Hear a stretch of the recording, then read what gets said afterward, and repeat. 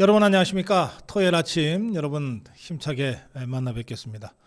제가 이번 주말은 제 휴가를 지금 보내고 있어서 생방송을 하지 못하게 됐습니다. 그래서 제가 여러분들 토요일 아침에 좀 여러 가지를 깊이 생각할 수 있는 그런 말씀을 두 가지 주제로 드리려고 합니다.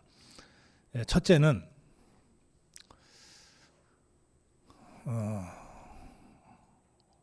무엇을 할 것인가. 한 120년 전에 레닌이 러시아를 무너뜨리고 소련 공산당 국가를 세울 때요. 공산당 혁명을 할 때 그 혁명을 앞두고 썼던 책이 What is to be done? 무엇을 할 것인가 였습니다. 그 책이 전범이 돼서 이 공산주의자들, 이 좌파들은 늘 그 상황이 어떻든 무엇을 할 것인가를 스스로에게 자문을 하게 됐어요. 무엇을 할 것인가? 이 무엇을 할 것인가에 대한 대답을 얻으려면 최소한 두 가지를 먼저 해야 됩니다. 첫째, 적의 상황이 어떤가? 그 다음에 우리의 조건은 어떤가? 이를테면 적이 매우 강력하고 우리는 역량이 조금밖에 안 된다. 그러면 공격하면 안 되죠. 그때는 길고 지루한 준비를 거쳐야 됩니다. 그런가 하면 적의 상황이 매우 취약하고 우리는 상당한 역량을 보유하게 됐다. 그러면 망설이면 안 되죠. 바로 공격해 버려야죠. 무너뜨려야죠. 그러니까 무엇을 할 것인가? 방어할 것인가? 준비할 것인가? 공격할 것인가? 이 공격도 기동전을 할 것인가? 진지전을 할 것인가? 이른바 하이브리드전을 할 것인가? 어떤 결정을 하기 전에 항상 선행되는 것이 적의 상황은 어떻고 우리의 상황은 어떻다. 이걸 분석하는 겁니다. 지피지기 백전백태. 손자병법에 나오는 바로 그 이야기를 공산당은 실천하고 있어요. 저는 우리 자유파도 바로 손자병법에 나오는 그 지피지기를 해야 된다고 생각합니다. 우리가 상대하는 저 종북주사파의 지금 상황이 어떤가? 우리가 투쟁하고 있는 이재명 종북주사파 개딸 권력의 상태는 어떤가? 이거는 매우 객관적으로 냉철하게 분석해야 합니다. 상대 진영을 분석할 때는 절대 낮추어 봐서는 안 됩니다. 있는 그대로 봐야 됩니다. 우리가 얘기를 하다 보면 저런 것들 허접한 것들 제가 방송에서도 그렇게 표현을 가끔 하지만 그렇다고 해서 경시하는 건 아닙니다. 적을 가볍게 보면 필패하게 돼 있습니다. 있는 그대로 객관적으로 저것들의 강점은 뭐고 약점은 뭐다. 이걸 정말 외과 의사들이 수술하듯이 그렇게 분석을 해야 됩니다. 그리고 나서 우리를 돌아봐야 돼요. 우리가 우리를 돌아본다는 게 생각보다 이게 쉽지가 않습니다. 우리가 잘 알 것 같지만 정말로 우리는 우리 자신을 객관적으로 정확하게 평가하고 있는가?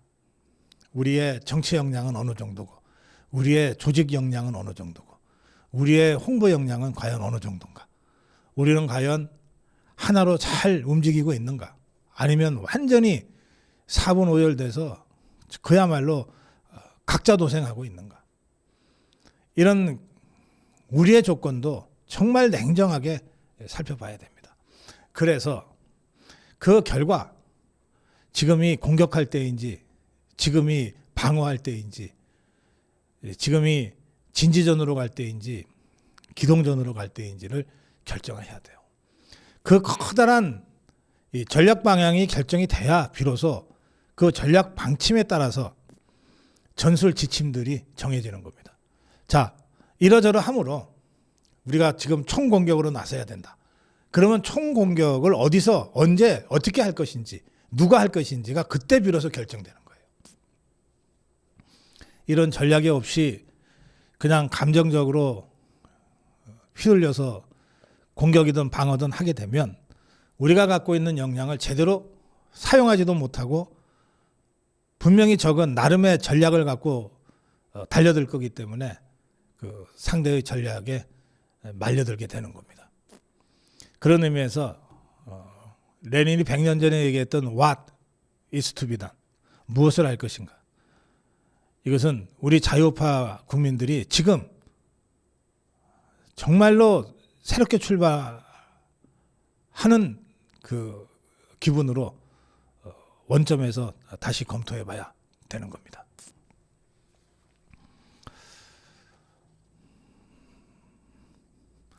만약에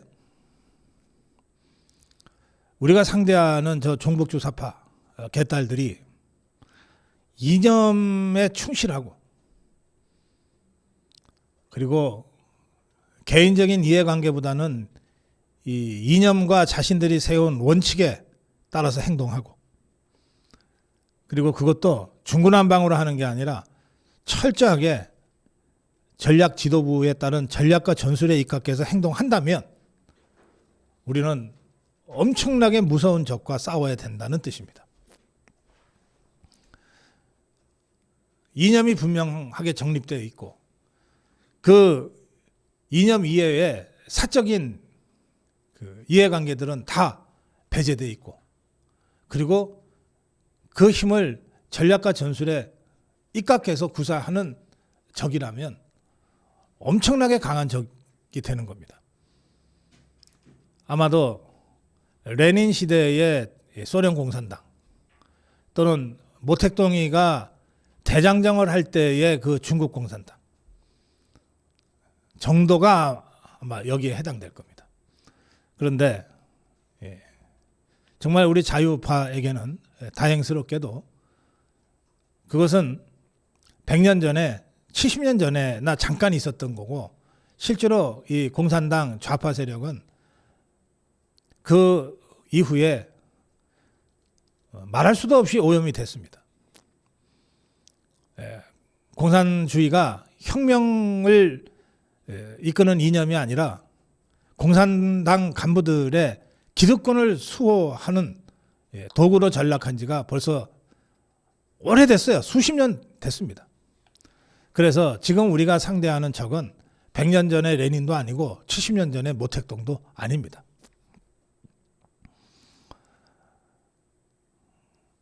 자, 이제 우리의 상황을 한번 돌아보겠습니다. 문재인이가 2017년에 권력을 찬탈했어요. 그리고 5년간 대한민국 정부를 장악했습니다. 그런데 이것들이 권력을 찬탈하자마자 자유파를 전부 괴멸시키고 20년 집권하겠다, 50년 집권하겠다 이러고 큰 소리를 쳤는데 그런데 불과 5년 만에 끝났어요. 5년 만에 우리 자유파가 권력을 탈환했습니다. 자유파만의 힘으로 된 건 아니고 사실은 자유파 진영에 속해 있지도 않았던 윤석열이라는 지도자를 운 좋게 영입해서 된 것이고 또 어떤 면에서는 그 모든 과정을 다 포함해서 한원음이 보호와서 아직 대한민국의 운이 다 하지 않아서 5년 만에 문재인 종북주사파 정권을 끝장내고 우리 자유파가 권력을 되찾아왔다고 할 수도 있겠습니다. 자, 그런데 이때 이 문재인 종북주사파 권력이 20년 집권, 50년 집권까지 큰 소리 치던 것들이 어떻게 5년 만에 끝났는가? 네, 이유는 세 가지입니다. 첫째, 이것들이 이념에 투철한 이념 집단이 아니었어요. 그냥 겉으로는 이념을 내세우기도 하고 또 문재인 종북주사파 권력 내부에 이념에 투철한 자들이 일부 섞여 있었지만 대다수는 그냥 한 자리 해먹으려고 모인 것들이에요. 한 건 해먹으려고 모인 것들이에요. 그래서 이 문재인 종북주사파 정권은 이념으로 포장만 됐을 뿐이지 실제로는 이익 집단들에 불과했습니다. 그러다 보니까 지그들끼리의 이익 나눠먹기를 통제할 내부 자정장치가 작동하지 않았어요. 대표적으로 지그들이 내놓은 부동산 정책, 알뜰한 한 채 정책, 이거를 대통령 비서실장이라는 자부터 지 지역구 아파트 포기하고 강남 아파트를 선택하잖아요. 그러니까 이런 정도로 겉으로는 뭐 이념을 표방했을지 모르지만 속으로는 속속들이 썩어 들어간 이익 집단들이었고 자기 이익을 챙기는 데는 뭐 정말 철면피한 뻔뻔함을 가지고 권력을 나눠 먹기를 했어요. 그러다 보니까 세 번째 어떤 일이 벌어졌냐. 문제가 발생해도 이것을 자정할 능력을 상실해 버린 거예요. 자, 조국 사태요. 누구의 눈에도 이 조국이를 장관으로 지키는 건 말이 안 돼. 이거 빨리 쫓아내야 돼. 끌어내려야 돼. 그랬습니다. 그런데 저 종북주사파 문재인 권력 내부에서는 누구도 조국이를 더 이상 끌고 갈 수가 없다. 하루라도 빨리 내려놓자. 라고 얘기하는 자들이 없었어요. 몇몇은 생각했을 수가 있죠. 그러나 감히 입 밖으로 내지 못했습니다. 이 얘기는 뭐냐 하면 이념으로 철저하게 무장되어 있지 않아서 모두가 다 한 건씩 하겠다. 이익 좀 챙기겠다고 달려들고 모여있는 집단이기 때문에 그중에 조국이가 운 나쁘게 또는 욕심이 지나쳐서 이자가 장관하겠다는 욕심만 안 부렸으면 조국 사태도 안 벌어졌을 텐데 욕심이 지나쳐서 장관하겠다고 하는 바람에 운 나쁘게 언론의 검증에 걸리고 집중 공격을 받게 됐기 때문에 누구도 나서서 우리 전체를 위해서 좌파 전체를 위해서 당신이 희생해야 되겠다라고 하는 얘기를 아무도 못한 거예요. 자정 능력이 완전히 상실돼 버린 거예요. 그래서 무너진 겁니다. 조국 사태가 없었으면 정치인 윤석열도 없었죠.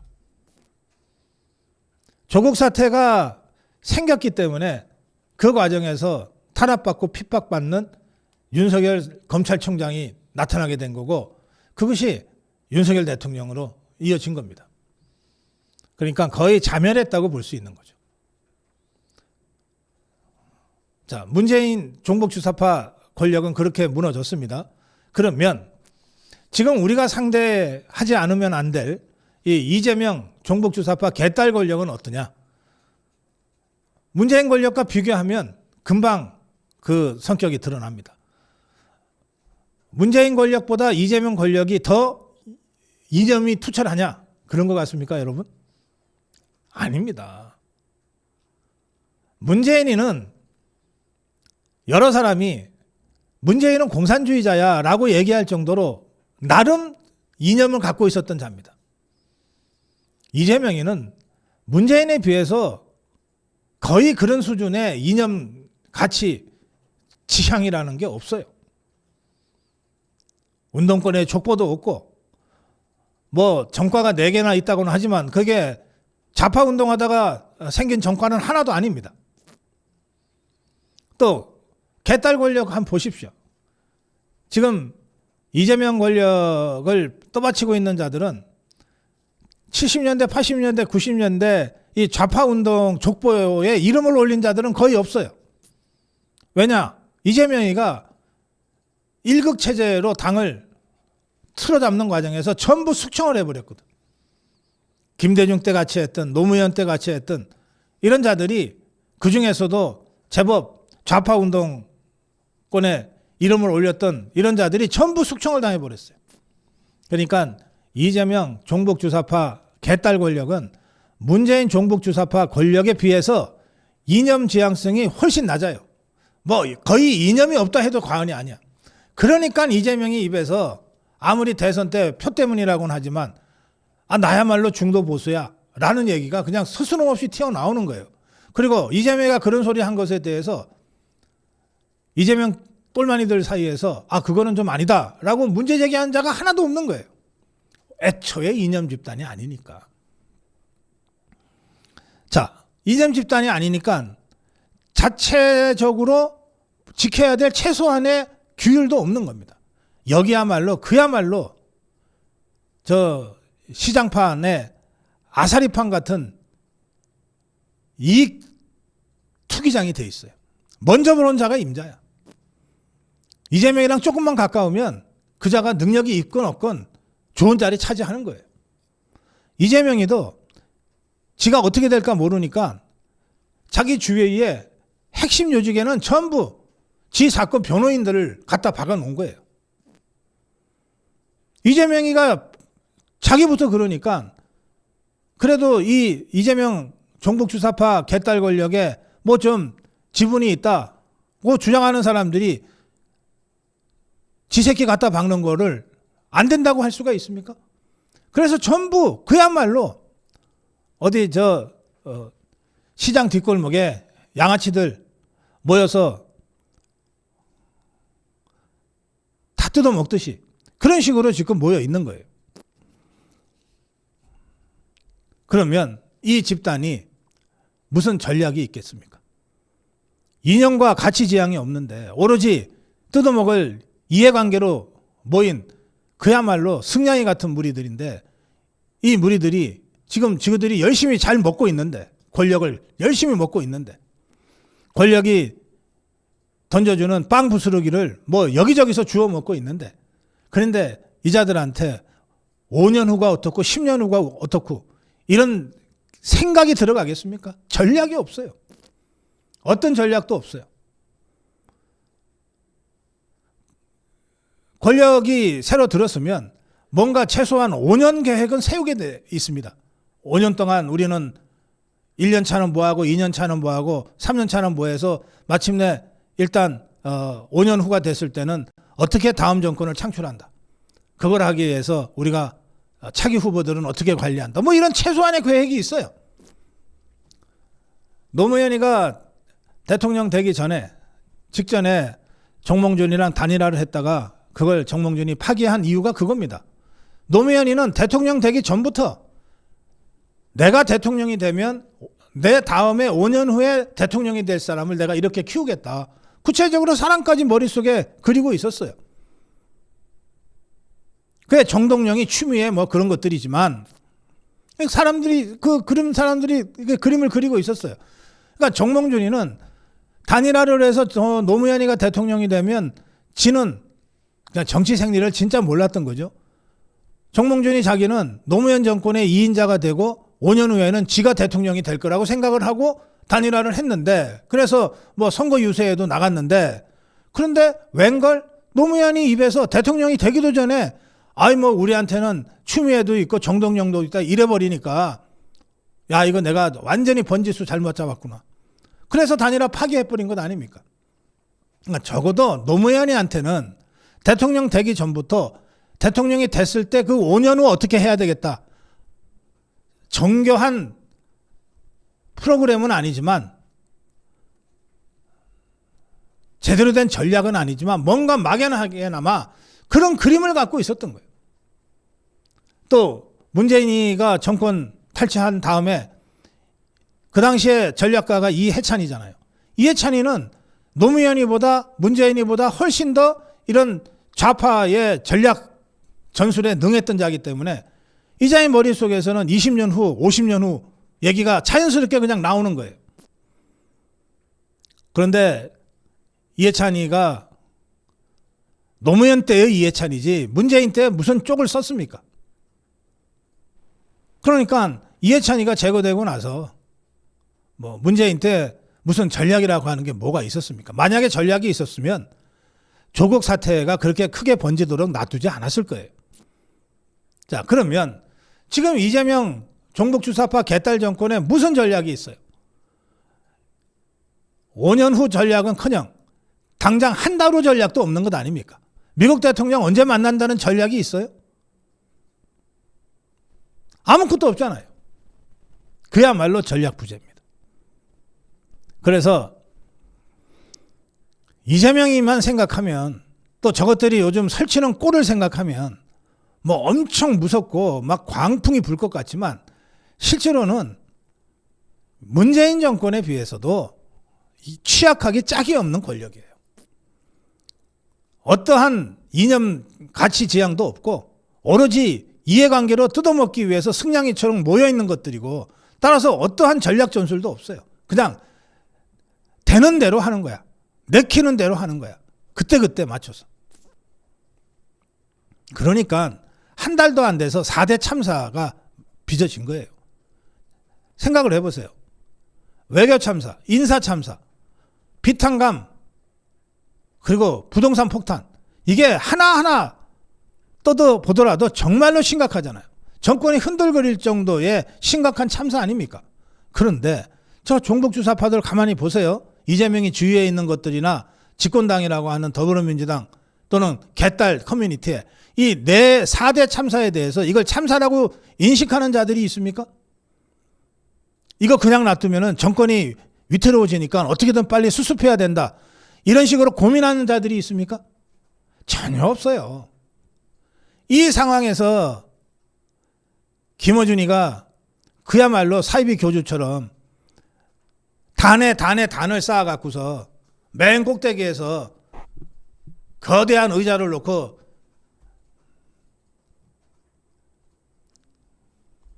그리고 개펌을 떨어도 거기에 문재인이가 김민석이 같은 자들까지 다 아래 것들이 돼서 머리 쪼아리고 있잖아요. 이 자들은 지금 상황이 어떤지, 민심이 얼마나 흉흉한지에 대한 아무런 개념이 없어요. 당장 먹을 게 너무나 많아. 자기뿐만 아니라 자기 주변에 있는 사람들 챙길 자리들이 수도 없이 많아. 그 자리 하나하나가 다 이권들이야. 지금 이재명이가 장관시키겠다고 추천했던 자들 하나하나 뜯어보세요. 거기 불법과 편법 없는 자들이 있습니까? 전부 다 뭐라도 하나 뜯어먹었던 자들이죠. 그 불법이건 편법이건 투기건 뭐건 제대로 정상적으로 대한민국 국민으로서 지켜야 될 최소한의 법과 원칙과 상식과 도덕을 지키면서 살아왔던 자들이 단 하나라도 있습니까? 그런 것들은, 그런 사람들은, 그런 정상적인 사람들은 저 종북주사파 개딸들 무리 안에서 살아남을 수가 없어요. 그러니 저것들이 무슨 전략과 전술이 있어요? 가장 취약한 권력이라고 저는 봅니다. 문재인이 권력보다도 훨씬 취약한 권력이에요. 그래서 저는 5년 가기도 힘들다. 다들 야, 이재명 저거를 몇 년간을 어떻게 견뎌내냐 하시는데 저는 저거 5년 가기 힘들다. 그렇게 생각합니다. 오로지 이해관계로 얼기설기 엮어놓은 권력이에요. 그러면 저 권력이 유지되려면 앞으로 이재명이가 쓸 수 있는 수단이 뭐가 있겠어요? 딱 하나 있어요. 이해관계를 계속 나눠주는 겁니다. 옛날처럼 뭐 장관 자리, 무슨 저 공기업 사장 자리를 돈 받고 팔 수는 없겠지만 거의 그 수준으로 자리를 나눠주는 거. 국민들한테 돈 나눠주듯이 그 이재명 종북주사파 개딸 권력의 핵심들한테 끊임없이 자리를 나눠주는 거. 그리고 이권을 나눠주는 거. 이거밖에는 이재명이 할 수 있는 수단이 없어요. 여기에 더해서 하나 더 하자면 윤석열 대통령 김건희 여사 감옥에 보내고 우리 자유우파 지도자들 몇 사람 감옥에 보내는 식으로 국면 전환용 또는 국민들한테 공포를 심어주기 위한 공포의 동원화를 위한 그런 시범 케이스 몇 개 정도겠죠. 근데 이것도 뭔가 법을 어겼어야 뭘 처벌을 받지. 법을 어겼어야. 저는 윤석열 대통령, 김건희 여사 감옥에 보내기 쉽지 않다고 생각합니다. 이분들이 뭘 법을 어긴 게 있어야지. 아무리 개딸들이 잡은 권력이지만 궁예의 관심법 같은 걸로 감옥에 보낼 수는 없잖아요. 근데 뭘 법을 어긴 게 있어야 감옥을 보내지. 저것들 마음 같아서는 진작에 윤석열 대통령, 김건희 여사 감옥에 갔죠. 진작에 고성국이 감옥에 가 있겠지. 저것들 마음만 같아서는. 근데 그게 안 되는 게 그나마 우리가 가지고 있는 자유민주주의, 법과 상식이라고 하는 최소한의 이 절차가 작동되고 있기 때문에 그렇습니다. 그래서 저것들이 할 수 있는 게 거의 없어요. 자리 나눠주고 이권 나눠주고 돈 뿌리는 거 말고는 할 수 있는 게 없어요. 앞으로도 저런 식으로 나눠주는 것은 이재명이가 계속 할 겁니다. 나눠줄수록 나라는 병들죠. 나눠줄수록 국가는 비게 되고 나눠줄수록 우리 후손들이 감당해야 될 빚은 점점 늘어나죠. 그게 안타깝지만 그게 너무너무 걱정되지만 저것들이 할 수 있는 게 그것밖에 없다는 게 어떤 면에서는 다행이라고 할 수도 있어요. 빈 곳간 우리가 정권 찾아서 다시 채우면 되고 우리 후손들이 감당해야 될 빚 우리가 허리띠 졸라매고 우리가 먼저 부담해 주면 되니까. 그리고 이렇게 나눠주면서 사실상 매표하듯이 해서 유권자들의 표심을 왜곡하는 거 우리가 열심히 투쟁하고 진정성을 갖고 다가가서 우리 국민들을 계몽시키면 되니까. 저런 것밖에 할 줄 아는 게 없는 이재명 종북주사파 개딸 권력이 오히려 다행스럽다고 할 정도입니다. 저것들이 할 수 있는 건 그거밖에 없다. 자, 이게 What is to be done? 무엇을 할 것인가의 첫 번째 챕터입니다. 우리가 싸울 대상, 이재명 종북주사파 개딸 권력의 실체가 이렇다는 거예요. 실체가 이렇다. 극악스럽게 자기 이해관계는 어떠한 후퇴도 없이 물어뜯겠지만 그냥 그것이다. 그것이 다다. 먹이를 두고 싸우는 승냥이 무리들과 똑같다고 보면 된다. 자, 이제 두 번째. 그럼 우리는 어떠냐? 우리는 어떠냐?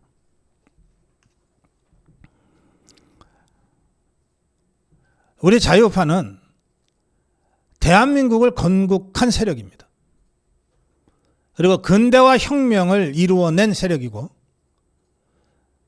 세계에서 거의 유례가 없는 점진적 타협적 민주화를 성공시킨 세력입니다. 제가 대한민국을 건국하고 대한민국을 근대화했다 그러면은 뭐 여기에 이의를 제기하시는 분은 한 분도 안 계실 거예요. 그런데 마지막 세계에서 유례가 없는 점진적 타협적 방식으로 민주화를 제도화시킨 세력이다. 이 대목에서 아마 이의를 제기하실 분들이 계실 거예요. 근데 그건 역사적 팩트를 정확하게 보셔야 돼요. 자, 지금의 대한민국이 민주화된 그 결정적 계기는 87년 6.29 선언이었습니다. 87년 6월 29일에 있었던 선언입니다. 그 6월 29일에 있었던 6.29 선언을 계기로 대한민국은 권위주의 정권에서 민주주의 정권으로 이행하기 시작했어요. 그 6.29 선언에 의해서 지금의 대한민국 헌법이 만들어졌습니다. 87년 헌법이죠. 그 헌법에 따라서 최초로 대한민국 대통령이 국민에 의해서 직접 선출됐어요. 여기서 최초라고 하는 것은 87년 이후 최초입니다. 자, 그게 지금의 체제입니다. 그러면 이 모든 민주화의 출발점이 된 6.29 선언은 누가 한 겁니까? 전두환, 노태우 두 대통령과 김영삼, 나중에 대통령이 되는 김영삼의 정치적 대타협으로 6.29 선언이 나온 겁니다. 전두환, 노태우 두 대통령이 제안하고 당시 야당 대표였던 김영삼이 그걸 받았어요. 그래서 여야 간의 정치적 대타협이 이루어져서 6.29 선언이 현실화된 겁니다. 그 후에 노태우, 김종필, 김영삼 세 사람이 아예 당을 함께 하기로 결의를 한 게 3당 합당이고 그 3당 합당으로 태어난 민자당의 후손이 지금의 국민의힘이에요. 따라서 이승만 대통령이 건국하고 박정희 대통령이 근대화하고 전두환, 노태우, 김영삼 세 사람이 역사적 대타협을 통해서 민주화를 했다. 이렇게 얘기해야 되는 거예요. 그게 대한민국의 정사입니다.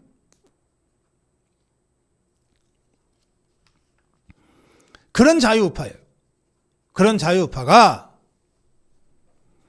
당연히 대한민국의 주류였던 자유우파가 수십 년 동안 변방으로 밀리게 된 결정적인 사건. 그게 박근혜 대통령 탄핵 사건입니다.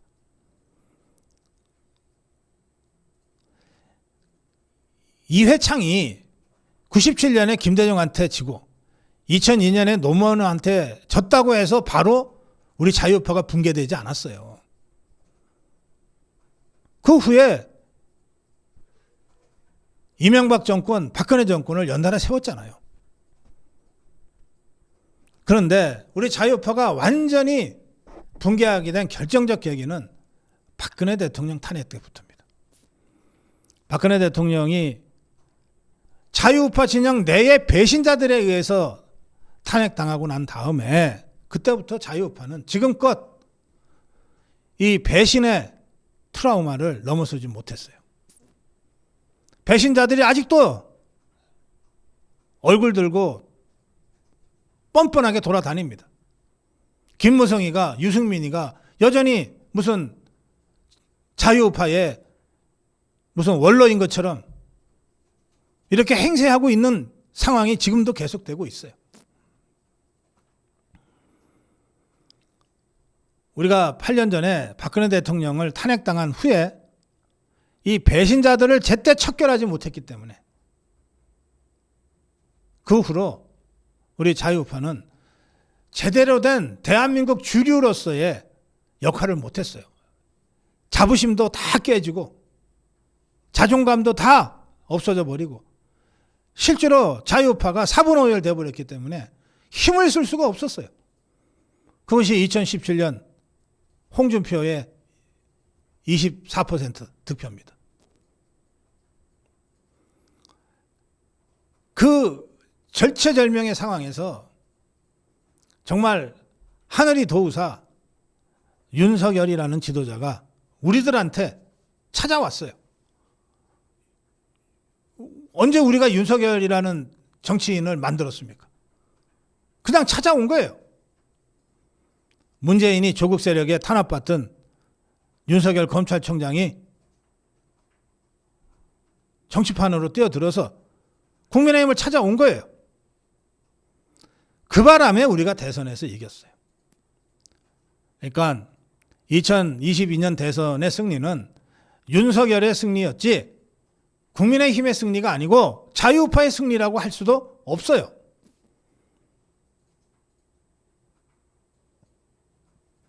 그런데 그렇게 해서 정말 기적같이 탈환한 자유우파 권력을 우리가 다시 한동훈 배신자 일당 때문에 또 뺏겼어요. 또 뺏겼어요. 박근혜 탄핵 사건의 그 트라우마를 극복도 하지 못한 상태에서 윤석열 탄핵 사건의 트라우마까지 겹치게 된 거예요. 엎친 데 덮친 격이죠. 그런데 이번에 윤석열 대통령 탄핵 사건은 8년 전에 박근혜 대통령 탄핵 사건과 결정적으로 세 가지 점에서 달랐어요. 첫째, 박근혜 대통령과는 달리 윤석열 대통령은 무너지지 않고 꼿꼿이 일어서서 끝까지 싸웠어요. 지금도 싸우고 있어요. 그 대통령이 종북 주사파들에 맞서서 배신자들에 맞서서 싸우는 것을 보고 자유파 국민들이 결집하기 시작했어요. 2030 청년들이 계몽되기 시작했어요. 그래서 그 결과 탄핵당한 대통령이 지지율 45, 48, 52까지 기록하는 정말 있을 수 없는 이변이 연출된 겁니다. 그리고 8년 전에 거의 존재하지 않았던 자유파 유튜브가 윤석열 대통령 탄핵 저지 투쟁 때부터 정말 치열하게 투쟁을 했어요. 모든 언론을 다 장악했지만 자유파 유튜브는 제압하지 못한 저 종북 주사파들, 천추의 한이라고 통탄했을 자유파 유튜브들, 이들이 자유파의 결속에 결정적인 역할을 했습니다. 이게 세 가지가 8년 전 박근혜 대통령 탄핵 사건과 다른 점이에요. 자, 이런 상황 속에서 우리 자유파의 내부 상황을 좀 진단해 보겠습니다. 정치는 대중이 아무리 모여 있어도 조직되지 않으면 아무 의미가 없어요. 그냥 군중일 뿐이에요. 군중은 어쩌다 한번 감정적으로 격앙돼서 폭발할 수 있지만 이것을 지속적인 정치로 만들어내지는 못해요. 군중이 아무리 많이 모여도 이것이 정치적 힘으로 전화하려면 정당이라고 하는 정치 조직이 있어야 되는 거예요. 우리가 탄핵 저지 투쟁에서 광화문의 태극기 애국 세력이 전국 각지에 태극기 애국 세력이 저 좌파 세력을 압도했습니다. 저것들이 민노총이다, 정교조다, 뭐다 해서 아무리 사람들을 많이 데리고 나오려고 그래도 집회 때마다 우리 자유파 국민들의 집회 머리 참여 숫자가 압도적으로 많았어요. 그걸 기성 언론들 처음에는 외면하고 왜곡하다가 결국은 나중에는 다 사실관계로 보도하지 않을 수 없을 정도로 우리가 압도했어요. 광장에서 압도했는데 왜 탄핵 저지에 성공하지 못했냐? 광장에서 압도했는데 왜 대선에서 우리가 이기지 못했냐? 이게 정치 권력으로 정치적 힘으로 전화하지 못했기 때문에 그래요. 국민의힘의 책임이 결정적으로 큽니다. 이 광장에 분출하는 힘, 이건 어느 누구도 만들어내지 못한 거예요.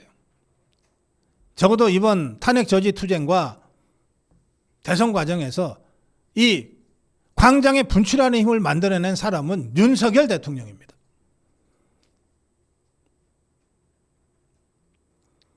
그런데 국민의힘이 윤석열을 배신한 배신자들이 여전히 설치고 있는 상황이었기 때문에 국민의힘은 종북 주사파 세력과 현장에서 맞선 광장의 태극기 애국 세력의 힘을 무서워했어요.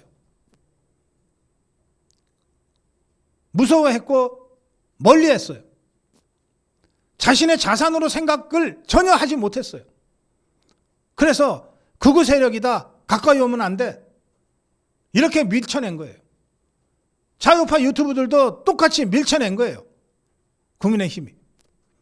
그러면서 국민의힘은 점점 왜소해져 갔고 광장에서 분출한 우리 자유파 국민들의 힘은 폭발은 하지만 이것이 정치화되지는 못하는 이런 상황이 계속됐어요.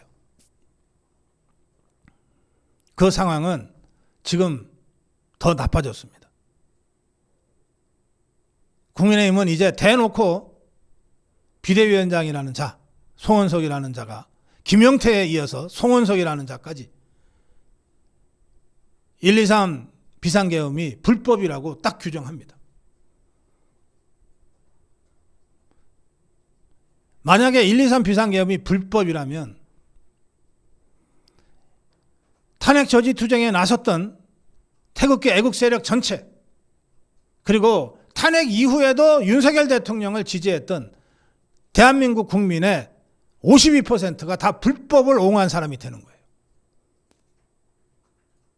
그러면 이 불법을 옹호한 이 52%의 국민과 절연하고 국민의힘이 얻을 수 있는 지지율이 얼마나 될까요?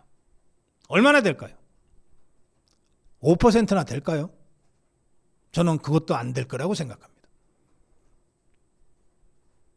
한동훈이가 살모사가 아니라 국민의힘이 살모사당이에요.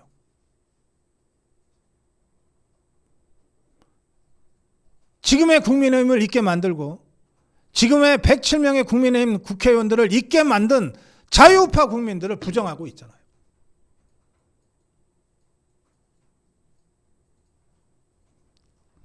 탄핵 저지 투쟁보다 훨씬 더 상황이 안 좋아졌다.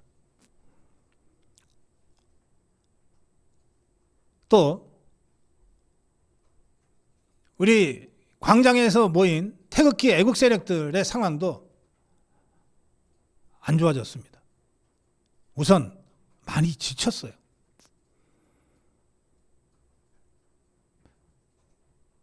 아무리 이념이 투철해도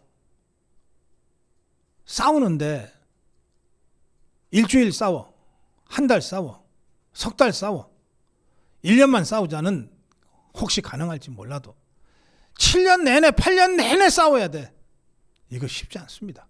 직업적 혁명가들은 평생을 싸우지만 그렇지 않은 사람들은 한 달 싸우는 게 쉽지 않아요. 일주일 싸우는 게 쉽지 않다고요. 그런데 지금 우리 자유우파 태극기 애국 세력들이 지금 몇 년째입니까? 다들 너무 많이 지쳤어요. 피로감이 굉장히 높아요. 또 자유우파의 지도자들도 좌파들로부터 끊임없이 공격받으면서 여기까지 버텨왔는데 이제 그들도 많이 다쳤어요. 그리고 지쳤어요. 그래서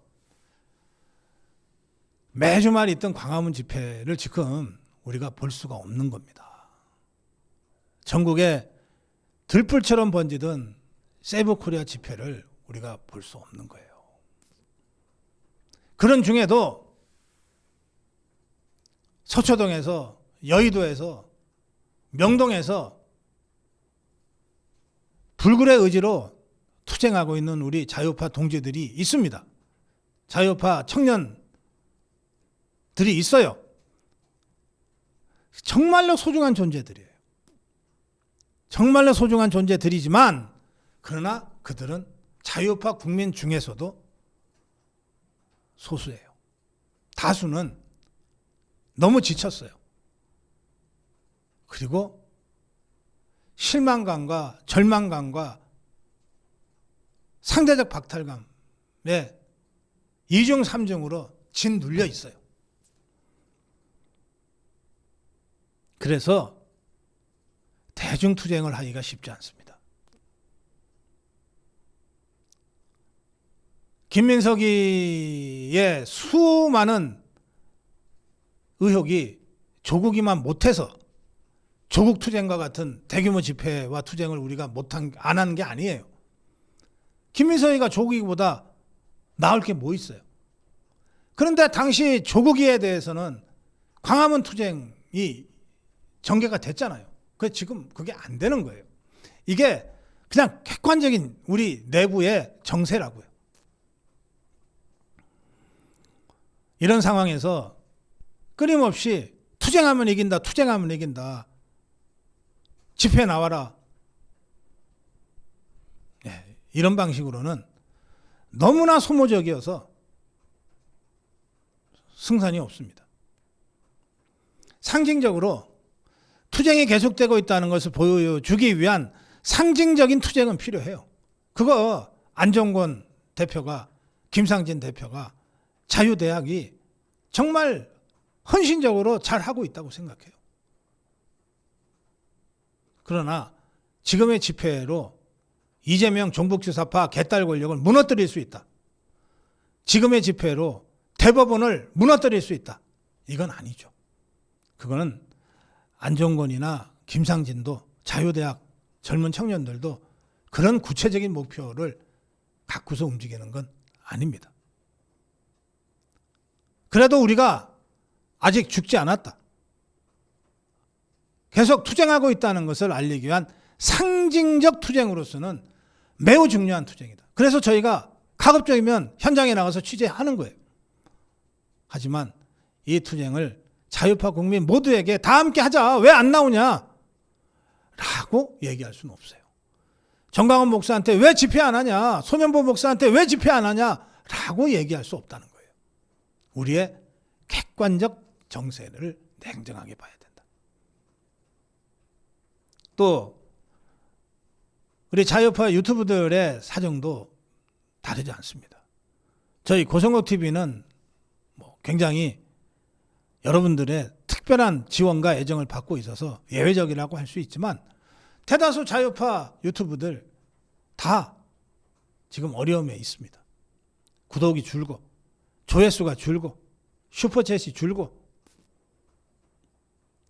좌파들의 이런저러한 공격과 탄압에 시달리면서 어디 가서 하소연도 못하고 그러고 있는 상황이에요.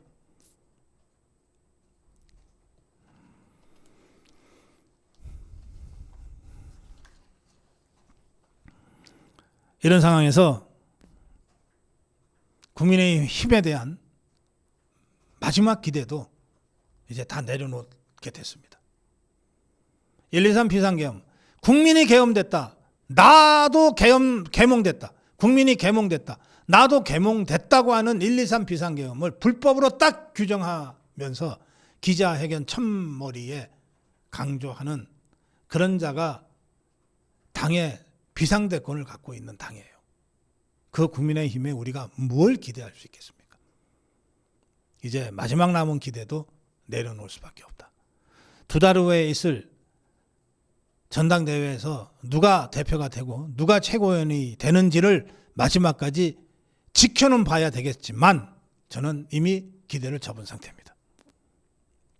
그러면 이 상황을 보면 당도 완전히 좀비로 전락했고 자유파 태극기 애국 세력들도 지금 피로감에 극도의 피로감에 힘들어하는 상태고 자유파 유튜브도 지금 상당히 위축되어 있고 어려움에 처해 있다.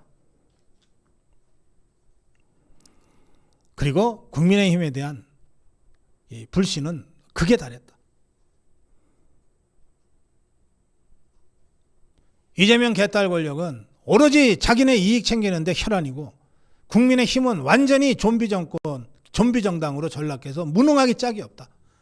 자, 이 상황이 계속되면 결국 죽어나는 건 우리 국민들이에요. 죽어나는 건 우리 서민들이에요.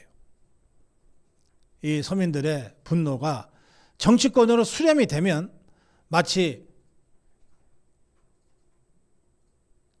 가스가 조금씩 유출이 돼서 대폭발을 사전에 막듯이 그런 효과가 있을 텐데 지금 저 종북주사파들이 그러겠습니까? 무능하게 짝이 없는 국민의힘이 그러겠습니까? 우리 대한민국 국민들, 서민들은 2중 3중의 고통 속에서 짓눌리고 있는데 부글부글 끓어오르고 있는데 이것이 자연스럽게 분출되거나 표출될 수 있는 통로는 거의 막혀 있는 상태입니다. 자, 이 상황은 뭐냐? 우연한 또는 의도적인 작은 불씨 하나로라도 대폭발이 일어날 수 있는 그런 상황이라는 겁니다. 그 대폭발은 아마도 국민의힘의 해체와 새로운 전투적 자유주의 정당의 창당 그리고 완전히 다른 종북주사파 개딸 권력과의 투쟁 전선의 구축으로 나타날 겁니다. 그래서 제가 우리 자유파 국민들께 또 자유우파 유튜브들과 자유우파 지도자들께 이렇게 말씀드립니다. 이 대폭발에 대비하라. 이 대폭발에 대비하라. 필연코 온다. 필연코 온다. 이 대폭발에 대비하라. 전력을 아껴라. 자원을 아껴라. 하지 않으면 안 될 투쟁을 해 나가되 불필요하고 소모적인 활동과 투쟁과 이런 것들을 최소화해라. 마치 동면하듯이 최소화해라. 자원을 아끼고 힘을 아끼고 에너지를 비축하라. 대폭발에 대비해야 한다.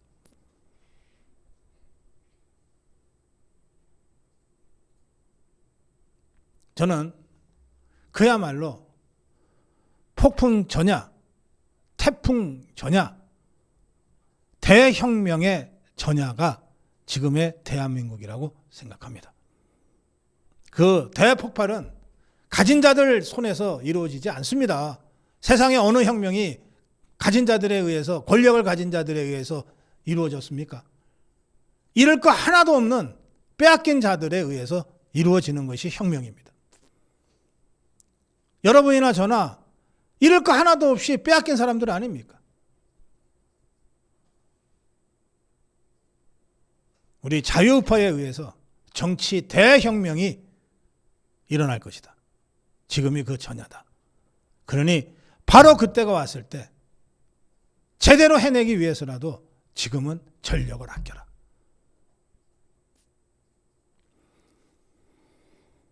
What is to be done? 다시 한번 말씀드립니다. 무엇을 할 것인가? 지금은 대폭발을 준비할 때다. 대폭발을 대비하면서 치열하게 준비할 때다. 곧 온다. 그때 제대로 한판 붙자. 네, 오늘 최근 정세 속에서 토요일 아침 여러분들 좀 깊이 생각하시라고 오늘 오랜만에 정세 분석이라고 하는 것이 어떤 건지, 그 레닌이 100년 전에 했던 그 정세 분석의 틀을 가지고 지금 한국 정치를 분석하면 이렇게 된다라고 하는 것을 말씀드렸습니다. 여러분들, 제가 지금 드리는 말씀, 생각하는 이 프레임 속에서 여러분들의 상상력을 마음껏 좀 발동해 보시면 어떨까 싶습니다. 네, 잠깐 전하는 말씀 듣고 2부 들어가겠습니다. 네, 여러분, 맛있는 단백질 알부민 아시죠? 알부민 100만 병을 판매 돌파했어요. 보니까 마시고 싶네. 죄송해요, 제가. 좀 달라졌네. 최대 함량으로 늘렸고요. 원료도 하나 추가했습니다. 그동안 알부민이 로얄 젤리하고 골드 키위 유산균으로 만들었었는데 여기에 상황 아시죠? 상황 농축 분말을 첨가했어요. 그래서 진짜 강해졌습니다. 알부민 울트라맥스 2090 20대 활력을 90대까지 알부민입니다.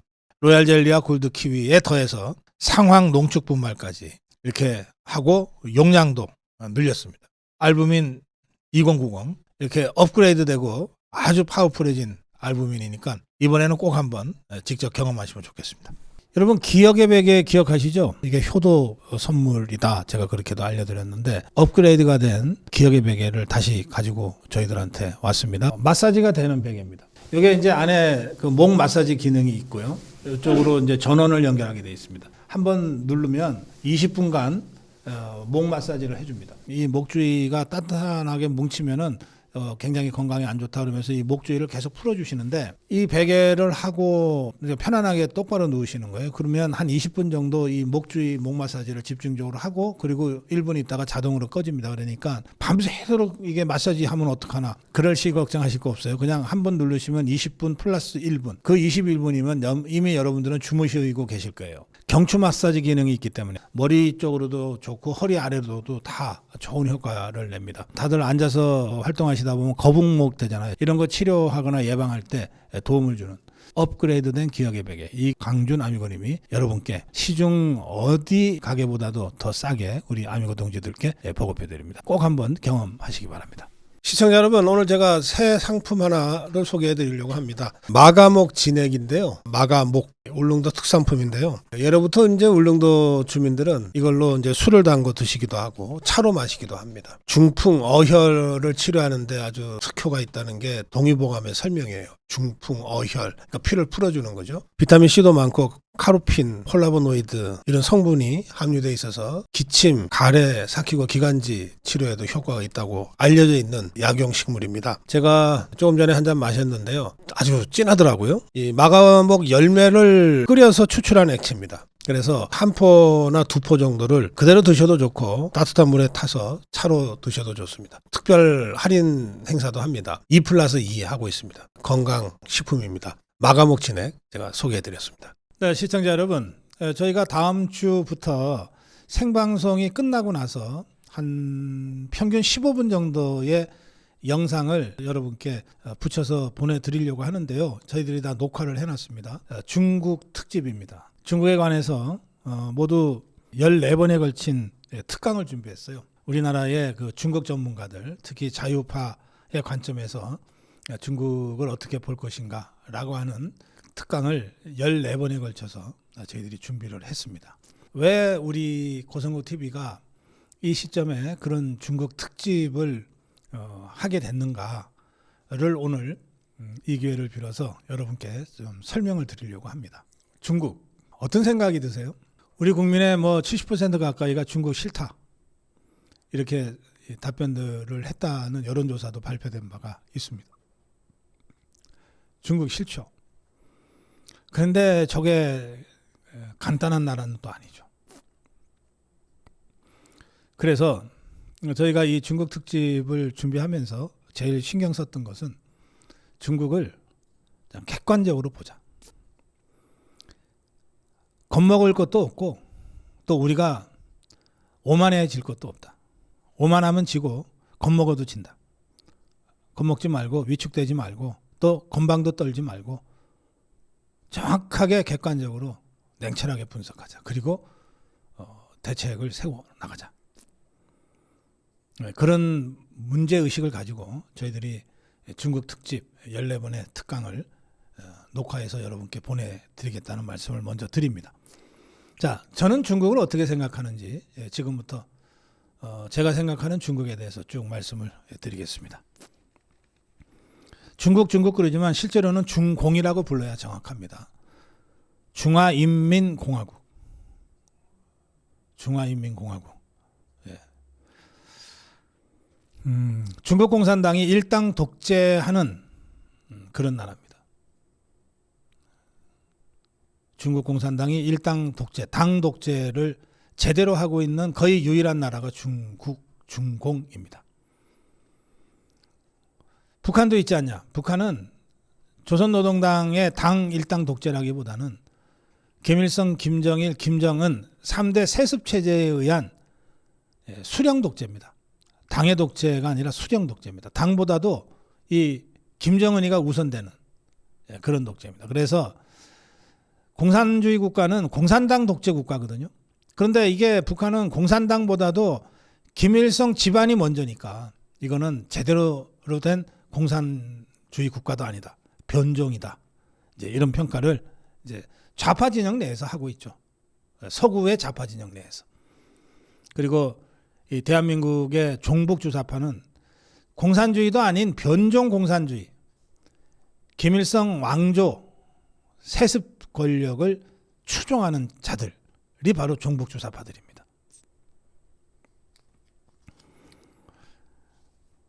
중국 국기를 보면 큰 별이 하나 있어요. 그게 중국 공산당을 뜻합니다.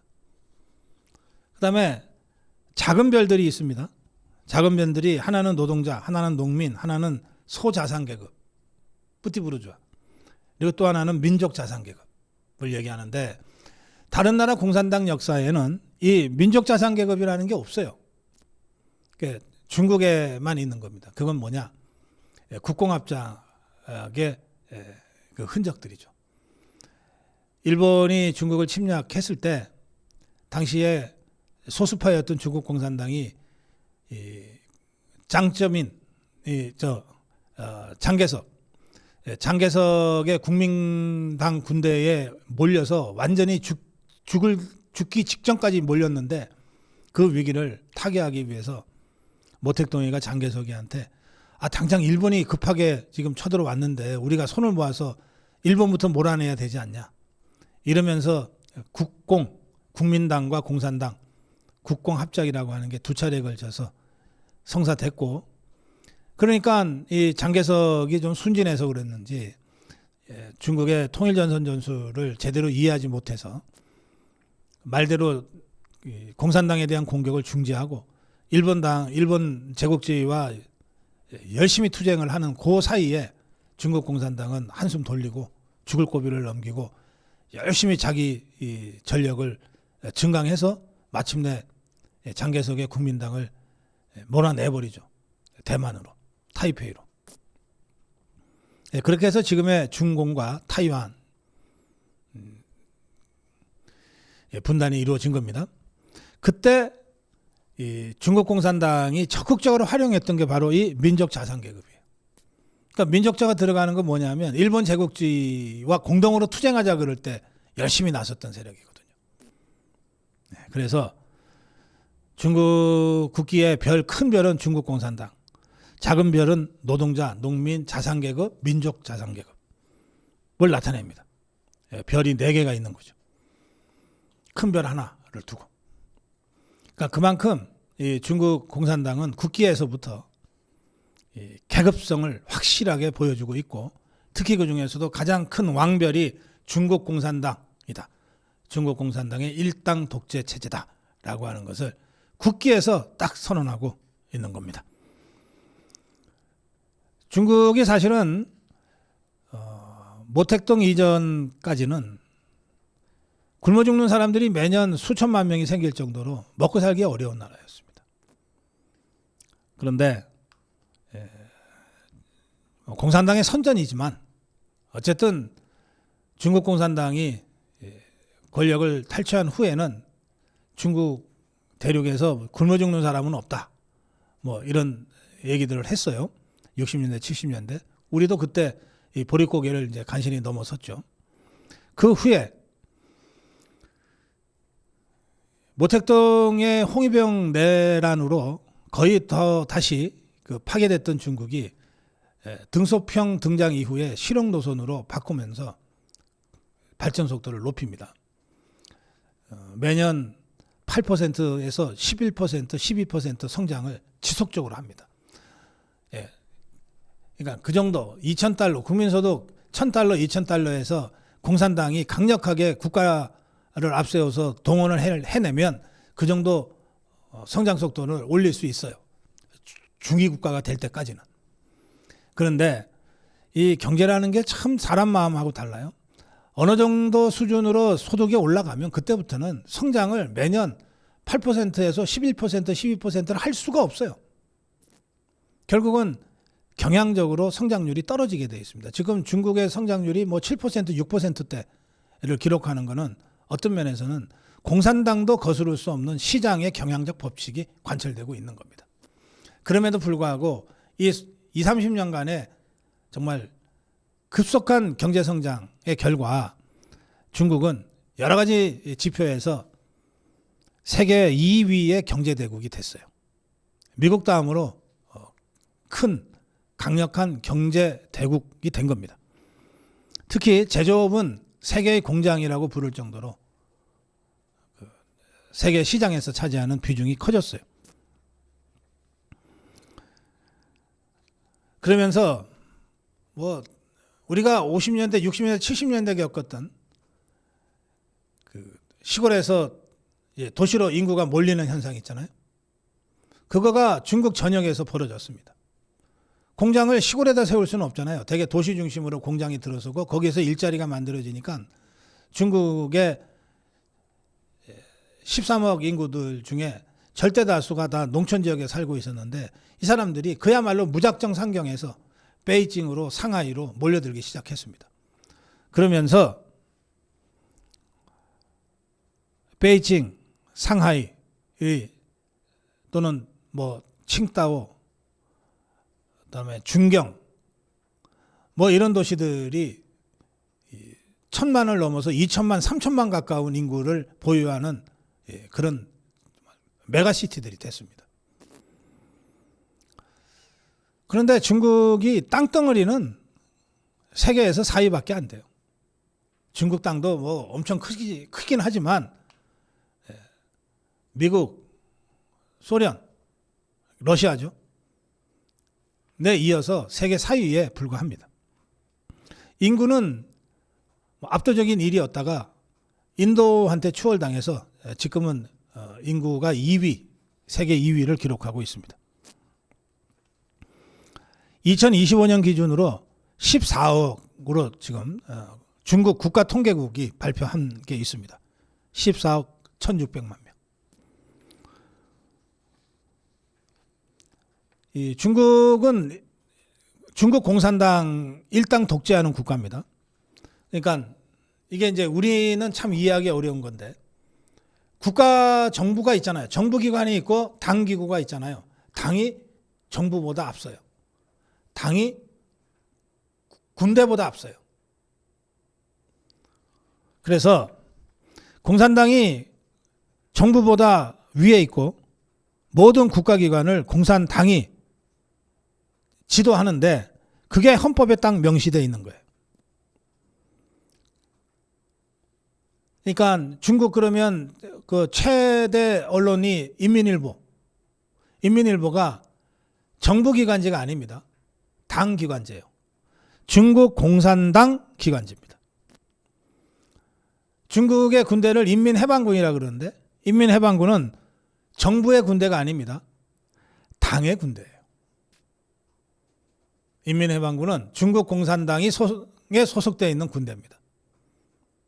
그래서 처음부터 끝까지 당이 우위에 있는 그런 조직입니다. 그러니까 공산당 군대들이 대부분 그런데요. 군사령관이 있으면 그 군사령관보다 높은 정치위원이 있어요. 당에서 파견된 정치위원. 당에서 파견된 정치위원이 군사령관보다 위에 있습니다. 모든 작전의 최종 결정권은 그 정치위원이 갖고 있어요. 사령관이 갖고 있는 게 아니고. 당의 정부가 총리 이하 쭉 있지만 그들보다 훨씬 몇 배나 강력한 것이 당 서기들입니다. 철저하게 당 우위가 관철되고 있는 것이죠. 중국은 14억 인구 절대 다수가 이른바 한족입니다. 중국족, 한족입니다. 그런데 한족이 91%예요. 91%. 그럼 나머지 9%는 한족, 중국족이 아니라는 거잖아요. 이 나머지 9%는 55개 소수민족으로 구성되어 있습니다. 우리 조선족도 그 55개 소수민족 중에 하나입니다. 우리가 중국을 얘기할 때 흔히 위구르 자치주 할 때 위구르족, 55개 소수민족 중에 하나예요. 티벳족도 55개 소수민족 중에 하나입니다. 묘족 55개 소수민족 중에 하나입니다. 이 중국 무협 영화에 자주 나오죠. 묘족 그러면. 예. 그런 식으로 조선족도 55개 소수민족 중에 하나예요. 그런데 이걸 다 합쳐봤자 9%에 불과해요. 91%는 중국족, 한족입니다. 한족은 공간적으로 얘기하면 만리장성 안에 있는 사람들을 한족이라고 부르면 돼요. 만리장성은 왜 쌓았냐? 순수한 중국족, 한족과 그 바깥에 있는 그 오랑캐들을 공간적으로 분리하기 위해서 쌓은 게 만리장성이에요. 그러니까 지금 위구르 자치주나 또는 티벳 쪽이나 또는 연변 자치족, 연변 자치구, 조선족들이 많이 사는 이거 다 만리장성 바깥에 있어요. 만리장성은 베이징, 북경에서 그렇게 멀지 않은 곳에 선이 쳐 있습니다. 그러니까 만리장성 안에 있는 이 중국족이 이른바 순수 한족이라는 거예요. 거기에 그 바깥에 있던 55개 소수민족을 이리저리 포섭해서 지금의 14억 1,000만 명의 중국이 구성이 되어 있다. 이렇게 이해하시면 됩니다. 중국은 소수민족이 독립하려고 그러지 않겠어요? 티베트 독립운동 같은 이런 거를 경계합니다. 근데 사실은 중국 쪽들 중에는 아이 뭐 그런 것들 그냥 따로 나라 살게 하지 골치 아프게 뭘 껴안고 있냐 이러는 사람들이 적지 않아요. 그러나 어쨌든 작은 균열이 중국 통일을 무너뜨릴 수도 있다고 중국 공산당은 생각하기 때문에 소수민족 55개 소수민족에 대한 철저한 감시를 하고 있어요. 그중에 제일 위험하다고 생각하는 게 위구르족, 티베트족 그리고 조선족입니다. 숫자도 많고 인접 국가들과의 연관성들도 있기 때문에 그렇습니다.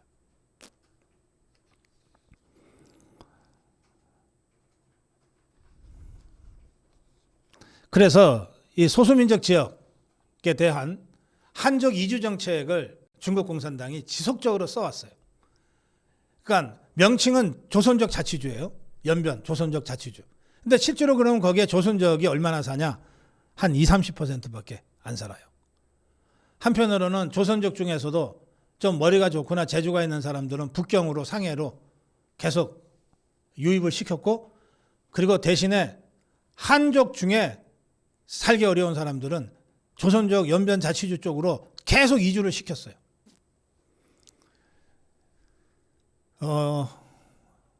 우리 민족은 백두산을 영산이라고 생각합니다. 비록 북한에 있어서 마음 편하게 가지는 못하지만, 그런데 중국 쪽으로는 갈 수 있잖아요. 중국에서는 그 산을 장백산, 장바오산이라고 부르는데, 제가 백두산을 가보니까 백두산에 천지만 있는 게 아니라 백두산에 산자락이 2,000km 가까이가 쫙 뻗어 있어요. 그게 다 백두산 자락이야. 그러니까 중국 입장에서는 백두산이 한국 거다 그러면 한 2,000km를 떼줘야 돼. 그런데 이 백두산이 자꾸 한국인 관광객들이 가면서 이게 한국산처럼 생각을 하게 되니까 등소평 때인데요. 야, 자칫 잘못하면은 저 장백산, 장바오산이 한국인들한테 이게 선점당하겠다. 한족들이 더 많이 가야 된다. 더 많이 관광하라. 이런 지시가 있었어요. 그러자 공산당의 지시니까 뭐 각급 기관에서 전부 다 장백산을 대대적으로 선전하면서 5대 명산 중에 하나니 뭐 10대 명산 중에 하나니 이렇게 하면서 관광객들을 실어 나르기 시작해서 불과 1, 2년 사이에 백두산, 중국으로 따지면 장백산 관광객의 90%가 한족이 되게 만들어버려요. 그야말로 인해 전술이죠. 그러니까 그전에는 한국인들이나 가끔 가던 백두산 아닙니까? 우리는 영산이니까 힘들게 막 가요. 북경으로 상해로 간 다음에 거기서 막 연변으로 또 비행기 타고 가고 연변에서도 막 대여섯 시간씩 걸려서 타러 가는데 그 장백산을 찾아오는 사람의 대다수가 한국인이었으니까 그 주변 가게도 다 한국말을 할 줄 아는 한국인 단체 관광객들을 대상으로 하는 영업들이 있었어요. 그런데 등소평의 그 지시 하나로, 공산당의 지시 하나로 그전까지 거의 볼 수 없었던 수많은 중국 한족들이 관광을 와버리니까 더 이상 한국인을 상대로 한 가게를 할 이유가 없죠. 가게부터가 싹 바뀌는 거예요. 그리고 백두산을 한국인들의 관광 상품으로 하려고 했던 한국 관련된 이런저런 것들이 싹 없어져 버려요. 돈이 안 되니까. 또 공산당 눈치 봐야 되니까. 그런 식이에요. 그래서 지금 55개 소수민족이 사는 지역도 대부분은 다 한족이 다수가 돼 있다. 그런 식으로 해서 흡수, 융화를 시키고 있다. 그렇게 말씀드릴 수가 있습니다. 중국 법에는, 중공법에는 부모가 각각 다른 민족일 때 자식은 아버지 따라서 가는 게 아니라 아버지 민족이나 어머니 민족 중에 하나를 자식이 선택할 수 있어요. 그런데 그러면 한족과 조선족이 결혼해서 자식이 낳았다. 그러면 한족을 할 수도 있고 조선적으로 할 수도 있는데 이때 소수민족에 대한 조선족이 소수민족이죠. 소수민족에 대한 여러 가지 혜택이 있어요. 대학 입시에도 조금 가산점을 준다든지 하는 등등. 그래서 조선족을 택하는 경우들이 많아요. 네.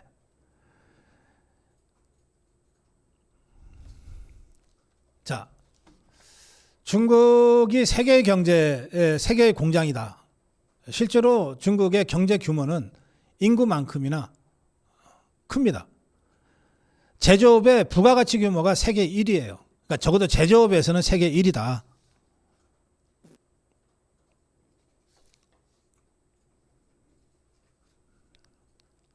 그리고 첨단 장비, 뭐 화웨이가 있지만 첨단 장비, 반도체, 신형 디스플레이, 공작기계, 신소재 분야를 공산당이 집중적으로 투자를 했기 때문에 그쪽의 부가가치가 최근 들어서 굉장히 빠른 속도로 올라가고 있어요. 중국의 그 5G 기지국, 요즘은 다 이 휴대폰 5G 쓰잖아요. 기지국이 142만 개소입니다. 142만 개소. 5G 휴대전화 단말기 접속 수는 5억 2천만입니다. 14억 인구라고 했으니까 3명 중에 1명꼴로 5G 휴대전화를 갖고 있어요. 이 정도 되려면 세계 최대 규모의 광섬유와 이동통신망이 구축됐다는 뜻입니다. 그러니까 이렇게 하다 보면 이 분야에서 기술이 앞서가게 되는 거죠. 이게 땅덩어리가 크고 인구가 많기 때문에 자연스럽게 갖게 되는 중국 경제의 강점이라고 할 수 있습니다. 그러니까 중국을 우리가 무시해서는 안 돼요. 디지털 R&D 설계 도구 보급률이 74%에 달합니다. 설계 도구 쪽이 제일 어려운 제조업 분야거든요. 그게 보급률이 74.7%라고 하는 것은 거의 자급자족하고 있다는 뜻이죠. 우린 이 수준까지 못 가 있거든요. 또 중국의 공산당이 지배하는 사회니까 뭔가 민간 기업이 좀 위축될 거야. 전혀 그렇지 않습니다. 이자들이 확실하게 경제는 우리보다 더 시장 경제적으로 운영을 합니다. 그래서 민영 기업 숫자가 10년간에 2배 이상 증가했어요.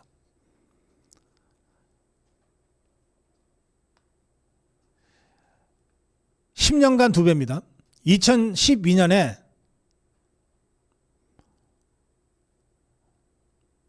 1,000만 개였던 민영 기업이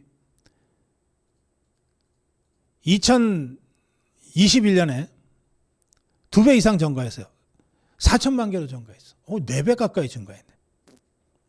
민영 기업이 그래요. 그런데 전체 기업 중에 이 민영 기업의 비중이 한 80% 됩니다. 2012년에 80% 정도 됐는데 요 10년 사이 2021년에 92%까지 비중이 커져요.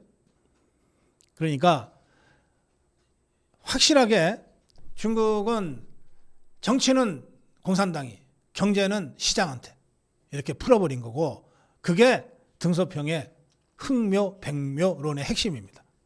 흰 고양이든 검은 고양이든 쥐만 잡으면 되지. 민영기업이든 공영기업이든 경제만 성공시키면 되지. 근데 해보니까 민영기업이 더 잘하잖아요. 그러니까 민영기업이 급속도로 성장하는 거예요.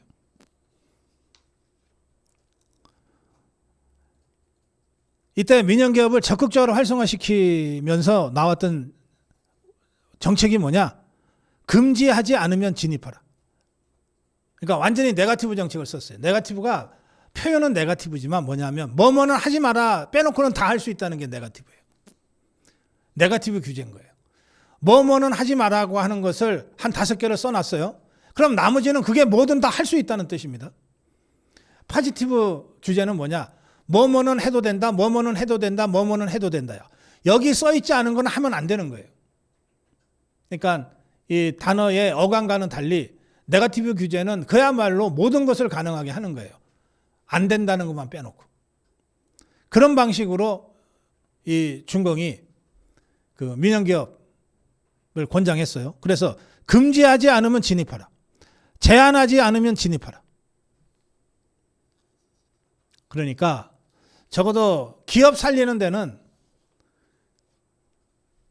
대한민국 정부보다 훨씬 더 적극적이었다는 뜻이죠. 이렇게 되면 경제가 잘 돌아가고 점점 도시로 더 많은 사람들이 모이게 되니까 당연히 도시의 부동산 가격은 급등하게 됩니다.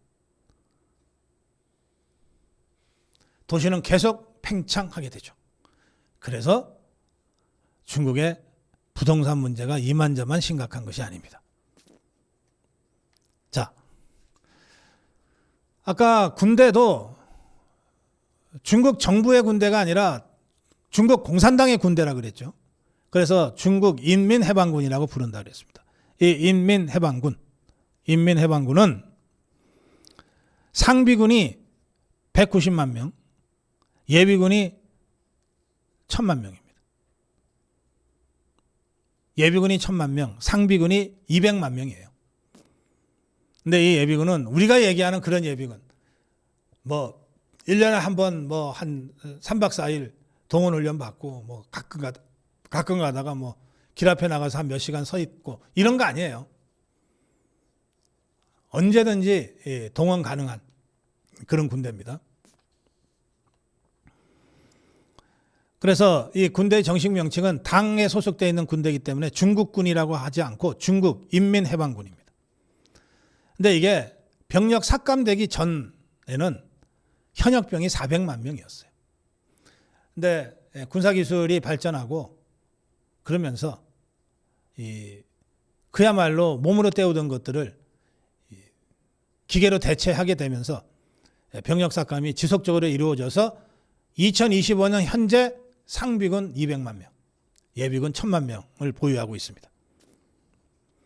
전차는 7,400대, 전투기는 4,092대, 전함은 562척, 항공모함도 있어요. 모든 것에서 당이 우선한다. 그래서 이른바 중국의 권력서열이라고 있잖아요. 공산당 국가들은 권력서열이라고 하는 거를 계속 매기고 그 서열에 따라서 자리를 계속 바꿔준단 말입니다. 무슨 기념식 할 때. 권력서열 1위는 당의 총서기인 시진핑입니다. 중앙위원회 총서기. 당직이 먼저예요. 물론 시진핑은 국가 주석이기도 해요. 우리나라로 치면 대통령이죠. 그리고 중앙군사위원회, 당의 군대인 중앙군사위원회의 주석이기도 합니다. 이 세 개를 한 손에 움켜쥐고 있어요. 이 중에서 제일 우선되는 게 뭐냐? 중앙위원회 총서기. 당의 영수라는 거예요. 나머지는 이를테면 뭐 정상회담을 할 때 대통령이 못 오면 총리가 대신 가잖아요. 그 총리가 대신 와요. 이 총리는 이런 권력 서열로 따지면 7, 8위 정도밖에 안 되는 사람이에요. 또 중국 공산당에서 서열이 높은 사람 중에 하나는 정치협상회의라고 하는 게 있어요. 정협이라고 부릅니다. 정치협상회의. 정협. 이게 뭐냐? 통일전선 전술을 말하는 겁니다.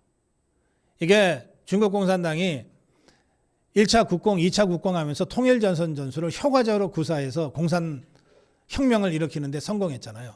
그 후로 수많은 인민단체들, 대중단체들을 통일전선 전술로 엮어내는 것이 당에서 굉장히 중요한 사업으로 지금까지 유지되고 있어요.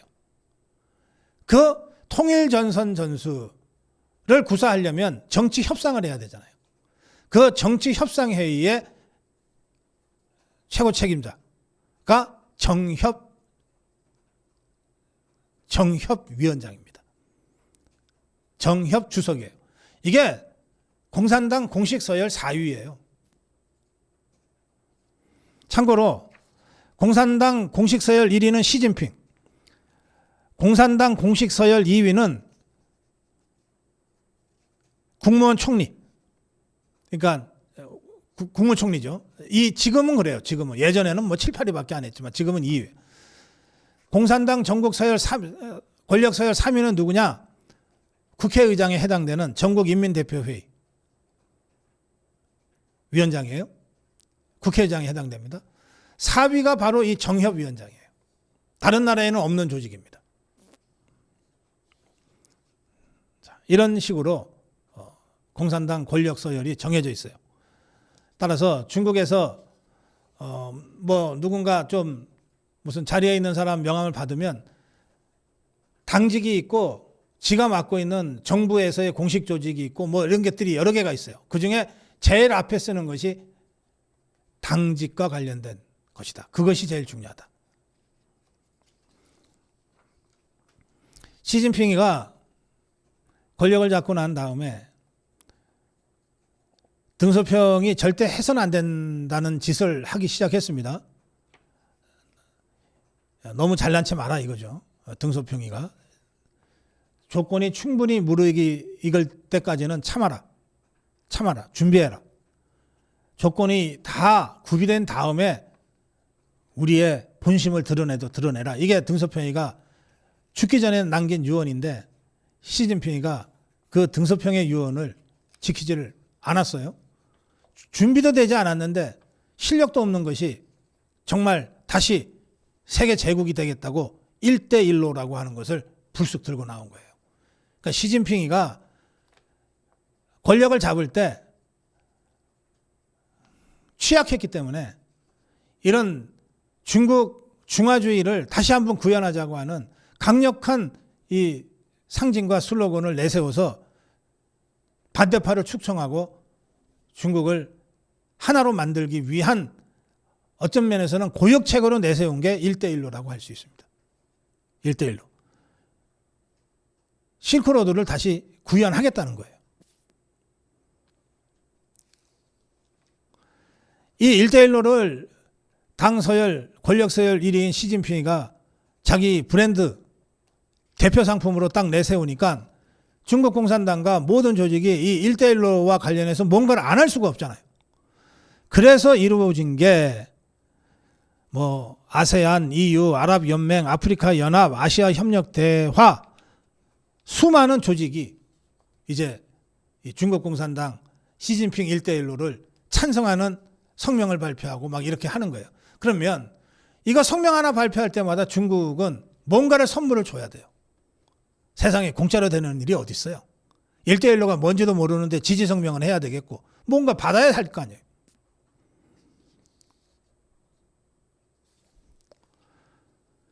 자, 보세요. 이 1대1로를 수많은 나라들이 이거 좋은 일이야. 잘해 보세요. 우리도 함께 할게요. 라고 이제 립 서비스를 해주는데 그 립 서비스를 받기 위해서 중국이 지불하는 게 뭐냐?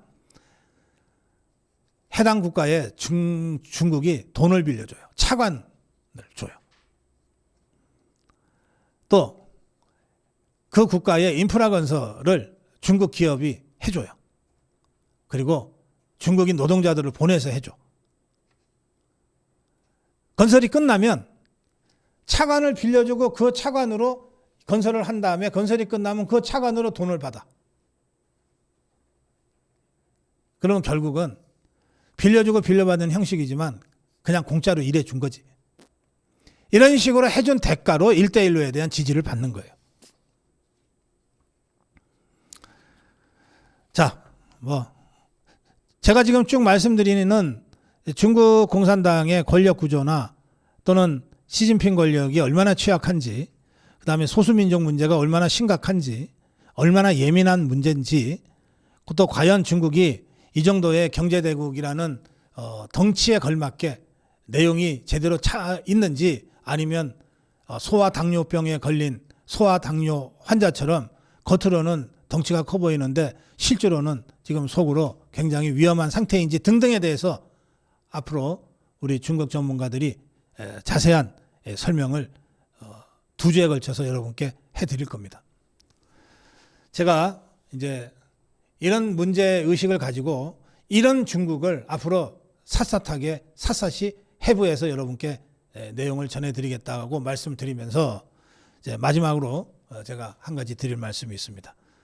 우리나라에만 있는 소중화라고 하는 겁니다. 중화사상. 이게 소중화라고 하는 거예요. 소중화는 대중화가 있다는 뜻이잖아요. 그러니까 대중화가 중국 한족이에요.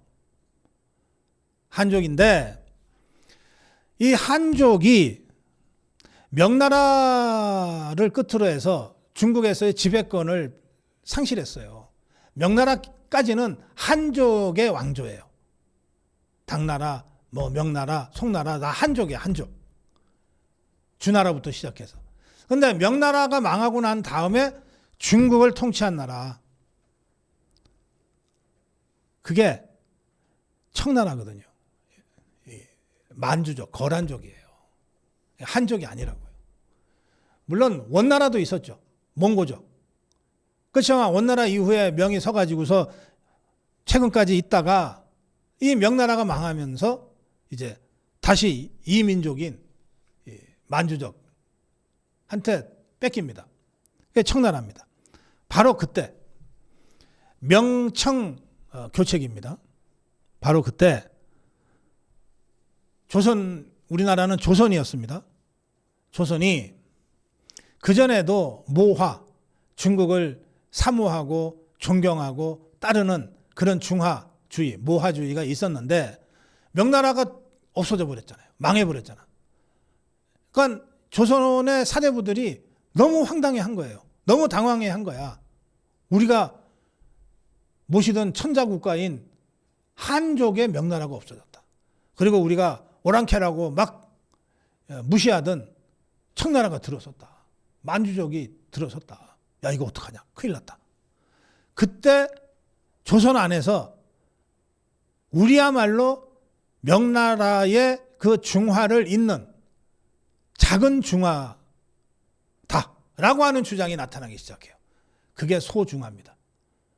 명나라라는 대중화는 없어졌지만 그 명나라의 명맥을 중국이 아니라 중국은 오랑캐인 청나라한테 지배당했으니까 그 명나라의 명맥을 우리 조선에서 잇겠다. 이어야 한다. 이게 소중합니다. 그래서 이 중국의 이 왕조를 얘기할 때 주나라부터 시작되거든요. 주나라에서 한나라를 거쳐서 당나라를 통해서 송나라를 거쳐서 명나라로 왔다가 조선으로 왔다 이겁니다. 조선으로 왔다. 조선이 중하다 이거예요. 이런 소중화 의식이 조선이 망하게 돼서 고종이 대한제국이라고 하는 것을 나라를 다시 세우는데 거기까지 이 소중화 의식이 연결이 됩니다. 임진왜란이 벌어지고 나서 우리가 7년 동안 엄청 고생하고 나라 망할 뻔하다가 이제 간신히 물리쳤습니다. 그러고 난 다음에 저거 일본이 언제 또 쳐들어올지 몰라. 그래서 가끔씩 일본을 경계하고 염탐하기 위해서 통신사를 보냈어요. 또 미운 놈 떡 하나 더 준다는 식으로 중국으로부터 받은 문물 중에 일본이 아직 모르는 것들을 가져가서 가르쳐 주기도 했어요. 그러면서 야 너네 덤비지 마라. 우리가 잘 가르쳐 줄게. 이 조선통신사 영조 때도 갔습니다. 영조가 조선통신사를 일본에 보낼 때 두 가지를 강조했어요. 두 가지. 임진왜란 때 저것들이 조선 왕의 묘를 털었다. 이 치욕과 원한을 절대 잊지 마라. 그다음에 두 번째. 일본에 가서도 우리가 소중하니까 소중화의 품격을 잘 보여주고 와라. 그러니까 임금의 명령을 직접 받은 통신사들이 가서 일본인 정치인들, 지식인들 앞에서 소중화 얘기를 한 거예요. 우리는 명나라의 명맥을 잇는 소중화 조선이다. 일본 사람들이 무슨 말인지 처음에 못 알아들었다는 거죠. 그리고 그게 어떤 뜻인지를 알고 난 다음에는 진짜 당황해했다는 거예요. 저게 무슨 얘기지? 왜 저러지? 소중화는 이렇게 완전히 우물한 개구리처럼 스스로 벽을 치고 살았던 조선의 사대부들의 머릿속에 망상처럼 있었던 겁니다. 자, 그런데 이 소중화가 21세기 대한민국에 나타나서 설칩니다. 그것도 좌파들의 머릿속에서 이 소중화가 꽃을 피우고 있어요. 한번 볼까요? 노무현이는 2009년 9월에 대통령 때 대통령 그만두고 나서입니다. 대통령 그만두고 나서 중국의 여기도 칭화대학이야. 시진핑이가 나온 학교라서 한국 대통령들은 가면 칭화대학을 가. 노무현이도 칭화대학에 가서 이렇게 얘기했어요. 마오쩌둥 주석과 덩샤오핑 주석을 존경한다.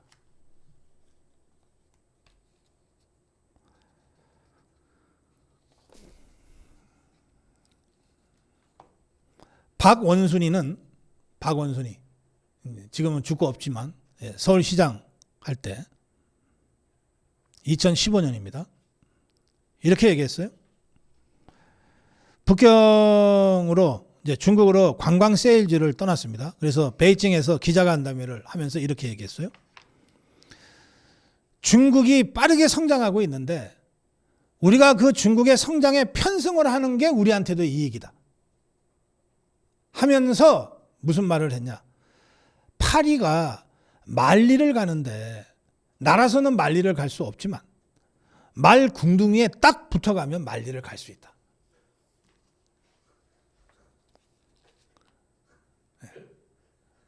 우리가 팔이고 중국이 말이고 우리는 중국이라는 말 궁둥이에 딱 붙어서 가면 만리를 함께 갈 수 있다.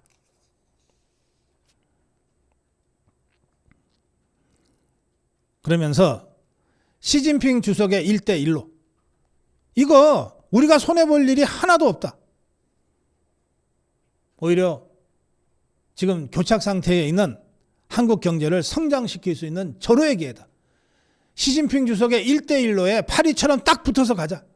이게 박원순이가 베이징 가서 기자간담회에서 한 말입니다. 자, 이번에는 문재인이를 보겠습니다. 문재인이는 대통령 되고 나서 6개월쯤 지나서 중국을 갔어요. 중국에 가서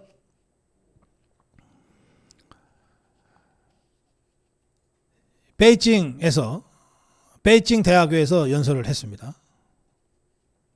중국을 높은 산봉우리, 한국을 작은 나라라고 지칭하면서 연설을 해요. 자, 문재인이 말입니다.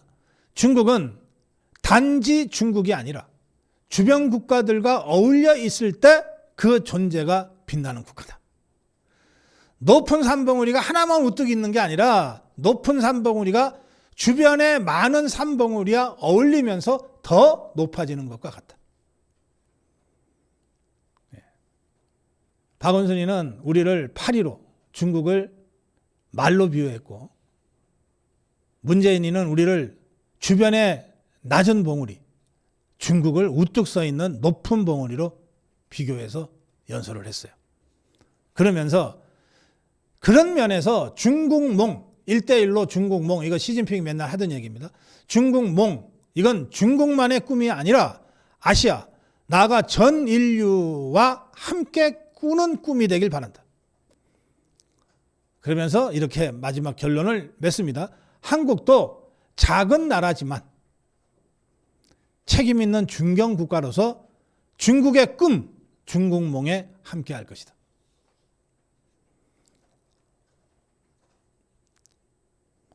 자, 이번에 이재명이죠. 이재명이는 성북동에 있는 중국 대사관저에 가서 싱하이밍이라는 국장급 주한 대사의 15분간에 걸친 설교를 듣고 손을 조아리고 듣고 있다가 쉐쉐 그린자입니다. 이때 싱하이밍이라는 자의 망언은 이런 것이었습니다. 미국이 전력으로 중국을 압박하는 상황 속에서 일각에서 미국이 승리하고 중국이 패배할 것이라는 베팅을 하고 있는데 이는 분명히 잘못된 판단이다. 역사의 흐름을 제대로 파악하지 못한 것이다. 단언할 수 있는 것은 중국의 패배에 베팅하는 이들이 나중에 반드시 후회한다는 점이다. 이렇게 협박을 했어요. 그러면서 현재 한중 관계가 많은 어려움에 부딪혀 있는데 솔직히 그 책임은 중국에 있지 않다. 한국에 있다 이 말이죠. 이런 자한테 두 손 조아리면서 공손하게 훈계를 들었던 이재명이는 마침내 쉐쉐 발언을 합니다. 제가 쉐쉐, 중국에 대해서 쉐쉐 했다. 중국에도 쉐쉐, 대만에도 쉐쉐, 다른 나라하고 잘 지내면 되지. 대만하고 중국하고 싸우든 말든 우리하고 무슨 상관이냐? 뭐 내가 틀린 말 했냐? 또 이런 말도 했어요.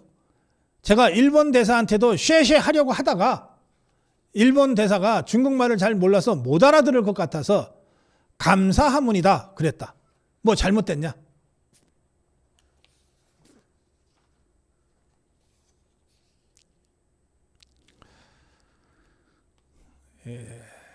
이건 21세기 대한민국에서 정치한다는 자들이 벌인 망언인데 노무현이, 박원순이, 문재인이, 이재명이 이게 조선시대 소중화했던 자들보다 더하면 더했지 못하지 않잖아요. 더하면 더했지.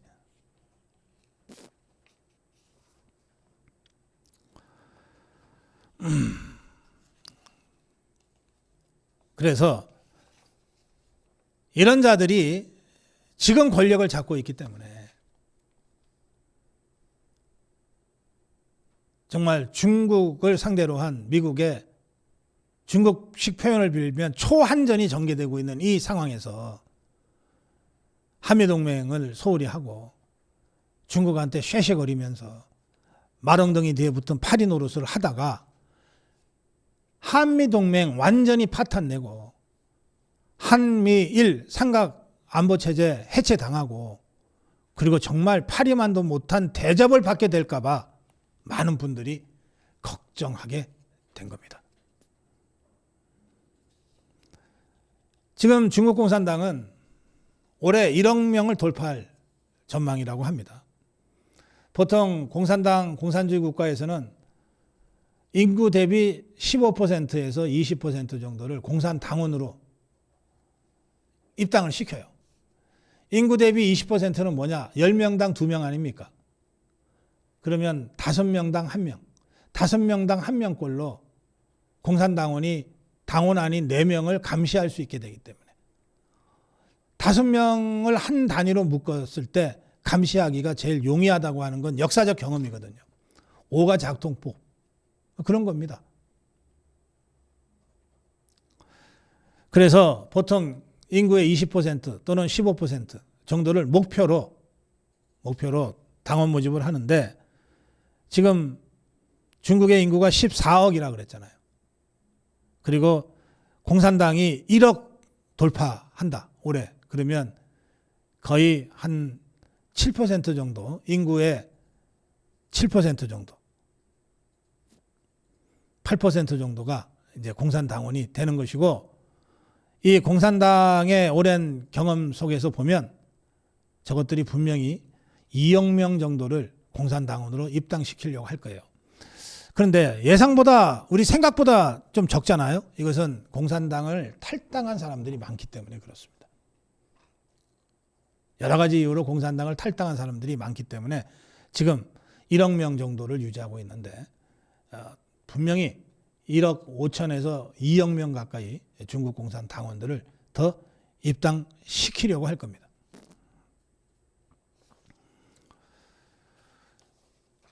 이런 중국을 상대로 미국은 아주 촘촘하게 포위 봉쇄 전략을 구사하고 있습니다. 그냥 냉전이 아닙니다. 완전히 봉쇄하고 있어요. 이 중국을 봉쇄하는데 핵심적인 전략 기지가 대한민국, 타이완, 필리핀, 일본 이런 곳입니다. 이게 중국이 동북아시아에 있기 때문에 운명적으로 그 동북아시아에 같이 있는 대한민국, 일본, 필리핀, 타이완은 미국의 대중국 봉쇄 정책의 최전선에 위치해 있을 수밖에 없는 거예요. 또 조금 더 범위를 넓히면 베트남이 그렇고 태국이 그렇습니다.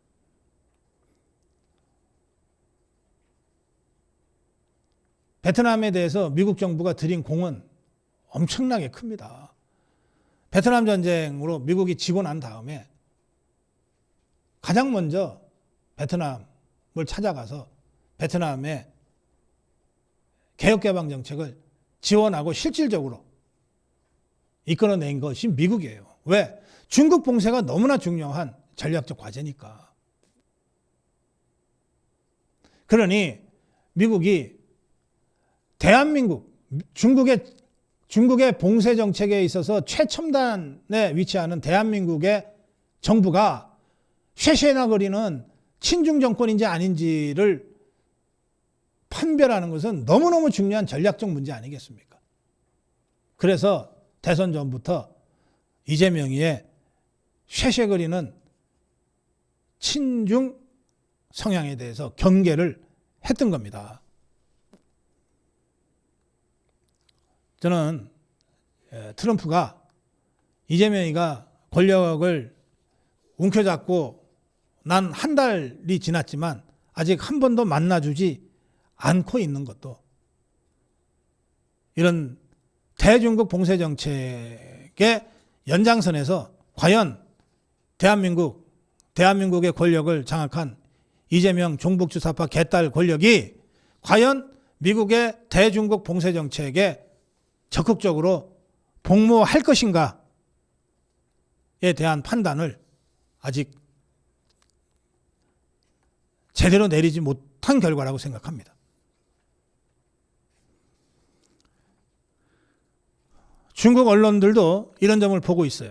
중국 언론에서부터 이런 얘기가 나옵니다. 한국은 미국의 대중국 포위 전략의 약한 고리다. 이 얘기는 뭡니까? 중국 언론은 다 통제된 거예요.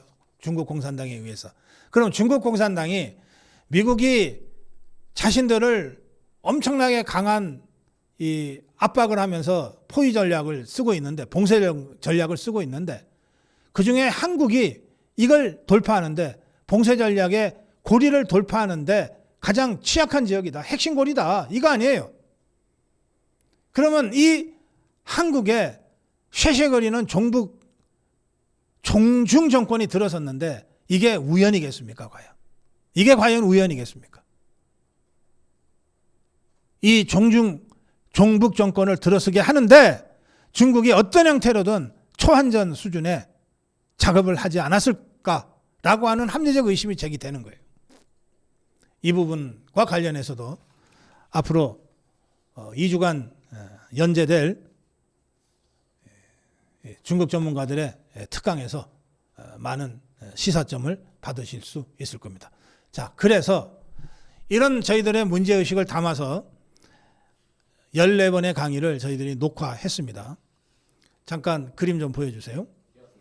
첫 번째는 김병준 교수의 중국의 본질, 두 번째는 조동근 교수의 한미일 해양 세력 대 북중로 대륙 세력, 세 번째는 김상순 교수의 중공의 통일전선 공작, 통전 공작 실태 사례, 또 네 번째는 김상순 교수의 2017년 대선 자금 무한 제공 의혹, 그리고 다섯 번째는 김상순 교수의 중국의 전통 외교 대 시진핑의 외교 전략 변화, 그리고 여섯 번째는 김병준 교수 중공의 1대1로를 매개로 한 유럽 침탈과 우리의 대응, 그리고 일곱 번째는 김병준 교수 독일의 지멘스를 발판으로 한 화웨이 통신설비 수출을 통한 통신 침탈과 세계 선거 개입 정황, 여덟 번째는 조동근 교수 자원전의 대표적인 사례로 고려 아연과 MBK 사모펀드 경영권 분쟁을 분석합니다. 그리고 아홉 번째는 조동근 교수가 테무, 알리바바를 통한 유통, 개인정보 침탈 문제를 다룹니다. 그리고 열 번째는 최수영 원장이 미중 신그레이트 게임의 본질과 우리의 대응이라는 주제로 특강을 할 거고요. 11번째는 최소영 원장이 중국의 해킹과 사이버 침탈에 대해서 또 북한 종북주사파와의 연결고리와 관련돼서 특강을 합니다. 그리고 12번째는 이재봉 교수인데요. 공자학원을 통한 교육 문화 침탈. 그리고 13번째는 이재봉 교수가 친중 프로그램의 함정. 그리고 마지막으로 이재용 교수 중국의 역사 왜곡과 침탈이라는 주제의 특강이 나갈 겁니다. 예, 시청자 여러분, 제가 오늘 토요일 아침에 다소 시간을 길게 내서 제가 생각하는 중국에 대해서 그리고 소중화로부터 시작된 우리 정치인들의 정말 한심스러운 변형된 소중화의 얘기까지를 쭉 드렸습니다. 그리고 지금 미국의 대중국 정책이 어떻게 진행되고 있는지, 이 상황에서 중공이 미국의 봉쇄 정책을 깰 수 있는 가장 취약한 고리로 한국을 지목하고 있다는 것. 그래서 어떤 형태로든 한국의 정권을 친중 정권으로 만들기 위한 오랜 기간에 작업이 진행되어 왔을 것이 분명하다는 점까지를 제가 말씀드렸고, 그러한 저의 문제의식에 맞춰서 중국 전문가들의 14번에 걸친 특강을 저희들이 녹화를 해놨다. 이것을 다음 주부터 여러분께 보내드리겠다고 제가 여러분께 설명을 드렸습니다. 네, 오늘 토요일 아침이지만 아주 무거운 두 주제를 갖고 여러분을 만나봤습니다. 정세 분석을 통해서 지금 우리 자유우파가 What is to be done? 무엇을 할 것인가? 라는 문제와 왜 지금 우리는 중국을 제대로 들여다봐야 하는가? 라는 문제, 두 가지 문제, 좀 무거운 주제를 여러분께 드렸습니다만, 여러분들도 이 두 가지 문제로부터 자유로울 수 없습니다.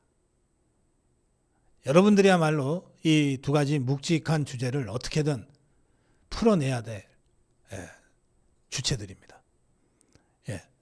오늘 방송을 보시고 좀 더 깊은 생각과 고민들을 좀 앞으로 저하고 함께 정리해 나가시기를 바랍니다.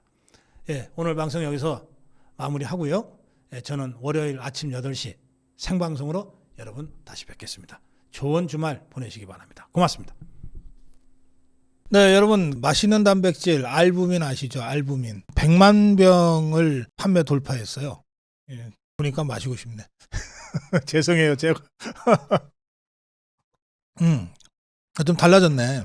최대 함량으로 늘렸고요. 원료도 하나 추가했습니다.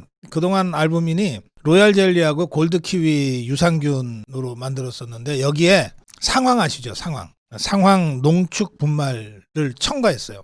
그래서 진짜 강해졌습니다. 알부민 울트라맥스 2090 20대 활력을 90대까지 알부민입니다.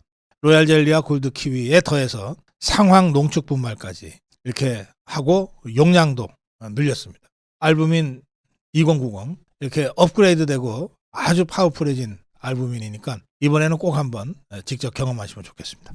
여러분, 기억의 베개 기억하시죠? 이게 효도 선물이다. 제가 그렇게도 알려드렸는데 업그레이드가 된 기억의 베개를 다시 가지고 저희들한테 왔습니다. 마사지가 되는 베개입니다. 이게 이제 안에 그 목 마사지 기능이 있고요. 이쪽으로 이제 전원을 연결하게 되어 있습니다. 한번 누르면 20분간 목 마사지를 해줍니다. 이 목 주위가 따뜻하게 뭉치면은 굉장히 건강에 안 좋다 그러면서 이 목 주위를 계속 풀어주시는데 이 베개를 하고 편안하게 똑바로 누우시는 거예요. 그러면 한 20분 정도 이 목 주위 목 마사지를 집중적으로 하고 그리고 1분 있다가 자동으로 꺼집니다. 그러니까 밤새도록 이게 마사지 하면 어떡하나 그럴 시 걱정하실 거 없어요. 그냥 한 번 누르시면 20분 플러스 1분 그 21분이면 이미 여러분들은 주무시고 계실 거예요. 경추 마사지 기능이 있기 때문에 머리 쪽으로도 좋고 허리 아래로도 다 좋은 효과를 냅니다. 다들 앉아서 활동하시다 보면 거북목 되잖아요. 이런 거 치료하거나 예방할 때 도움을 주는 업그레이드된 기억의 베개 이 강준 아미고님이 여러분께 시중 어디 가게보다도 더 싸게 우리 아미고 동지들께